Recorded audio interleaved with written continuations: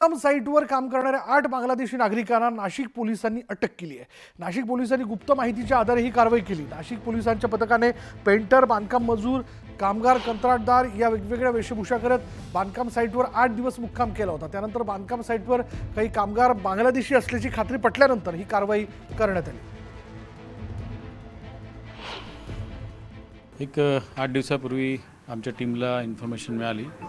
त्यात API श्री प्रवीण माळी यांना information मिळाली आणि इन्फॉर्मेशन मिळाल्यानंतर एवढ्या लोकांमध्ये फक्त बांगलादेशीत कसे टार्गेट करायचे किंवा कसे सिलेक्ट करायचे याचं आम्ही वरिष्ठांकडून मार्गदर्शन घेतलं।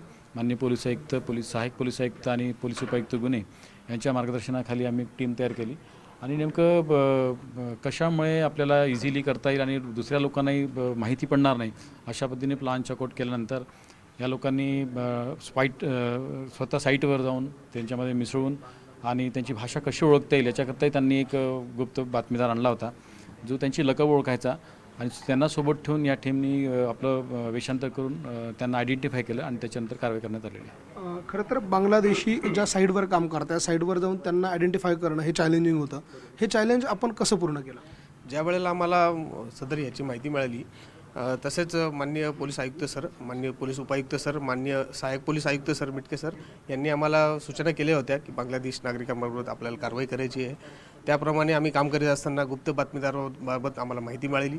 माहिती मिळाल्यानंतर माननीय वरिष्ठ पोलीस निरीक्षक मुदगल सर आणि माझ्या टीमने प्लॅनिंग केलं। त्या प्लॅनिंगप्रमाणे आम्ही काही सुपरवायझर म्हणून आम्ही त्या ठिकाणी गेलो।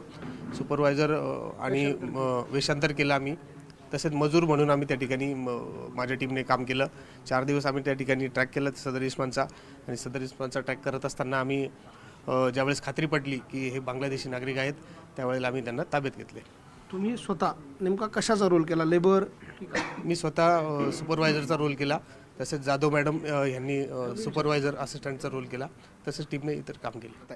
व्हिडिओ जर्नलिस्ट खुशाल पाटील सर, लक्ष्मण घाटोळ, न्यूज 18 लोकमत, नाशिक। आणि आता एक धक्का